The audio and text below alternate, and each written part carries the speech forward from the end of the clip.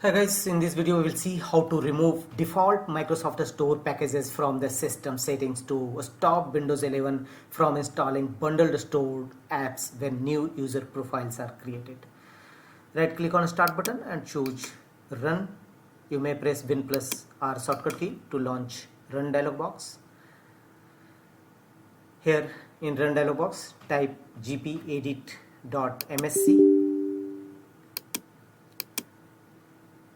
gpedit.msc, click on OK. This will open local group policy editor in Windows 11 or 10 home edition only.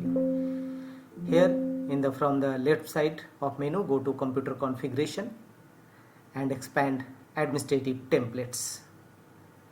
Here expand Windows components and select app packages deployment.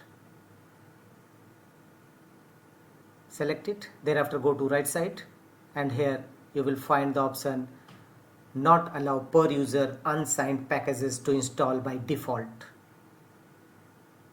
From the bottom of the page, second last, and not allow per user unsigned packages to install by default, require explicitly allow per install. So apply a double click on it and make the check against option enabled, and finally click on apply and OK to save the changes from the bottom right corner.